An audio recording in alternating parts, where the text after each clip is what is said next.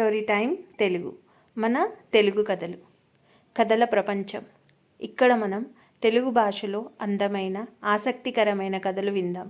పురాణ కథల నుండి పంచతంత్రం, తెనాలి రామకృష్ణ వ్యంగ్య కథలు, బాల కథలు, ఇంకా ఎన్నో రకాల కథలు ఇక్కడ మీకోసం సిద్ధంగా ఉన్నాయి.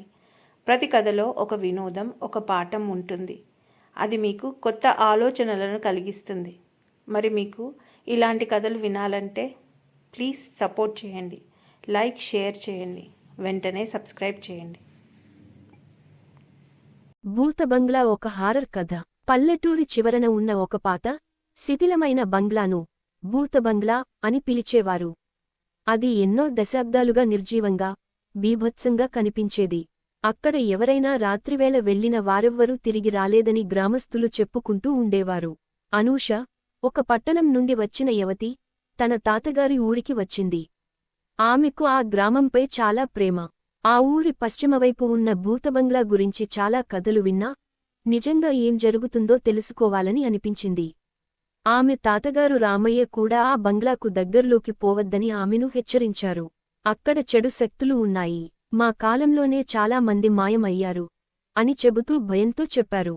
కాని అనూష కథల మీదే కాదు, వాస్తవాల మీద నమ్మకం కలిగిన వ్యక్తి. ఒక చల్లని శుక్రవారం రాత్రి అనూష తన స్నేహితుడు రమేష్తో కలిసి ఆ బంగ్లా వైపునకు వెళ్ళింది. వారు టార్చిలైట్లు, కెమెరా మరియు కొంత ఆహారం తీసుకుని బయల్దేరారు.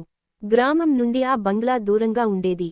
దారి పొడుగునా జింకలు కదులుతున్నాయి, చెట్ల ఆడంబరాలు కనిపిస్తున్నాయి. భూతబంగ్లా వద్దకు చేరుకున్నప్పుడు పాత తలుపులు కరిగినట్లు కనిపించాయి. గోడల మీద పచ్చికలు పెరిగాయి, కాని బంగ్లా అంతం ఇంకా నిలిచి ఉన్నది.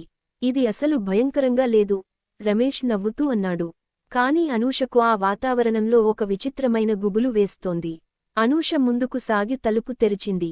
ఇనుప తలుపు ఘోషతో తెరచినప్పుడు చలిగాలులు వారిపైకి దూకాయి. లోపల బంగ్లా నిశ్శబ్దంగా ఉండింది.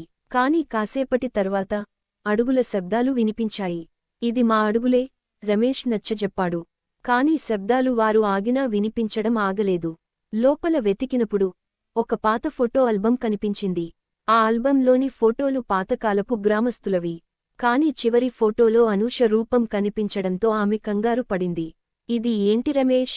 అనూష పిలిచింది. అతను ఏమీ చెప్పలేకపోయాడు. ప్లేటు మీద అపరిచిత చేతులు తాకినట్లు అనిపించి అనూష వెనక్కి చూసింది. అక్కడ నల్లని కంటి గుంతలతో ఒక ఆత్మ నిలబడి ఉంది. నువ్వు ఇక్కడకు ఎందుకు వచ్చావు అని ఆత్మ కేకలతో ప్రశ్నించింది. రమేష్ అక్కడి నుండి పరుగెత్తాలని చూశాడు, కాని తలుపు సడన్గా మూసుకుపోయింది. బంగ్లాలో ఏమూల నుండో ఇతర కేకలు వినిపించాయి. గదిలోని ఓనమాలు వింతగా చలనించాయి. గోడలమీద రక్తపు మరకలు మెరుస్తున్నాయి. అనూష గట్టిగా అరుస్తూ రమేష్కి కష్టంగా తట్టే పరిస్థితి కనిపించింది. ఆ ఆత్మ, నన్ను శాంతింపజేయండి అని గట్టిగా అరిచింది. అనూష ధైర్యంగా అడిగింది, నీ బాధేయేంటి? ఆత్మ తన కథ చెప్పడం ప్రారంభించింది. ఇదే నా ఇల్లు, నా పేరు లక్ష్మి. ఇక్కడున్న వారు నన్ను మోసం చేసి చంపారు. నా ఆత్మ ఇక్కడ చిక్కుకుపోయింది. నా శవం ఇంకా ఇక్కడే ఉంది. న్యాయం జరగాలి అని చెప్పింది.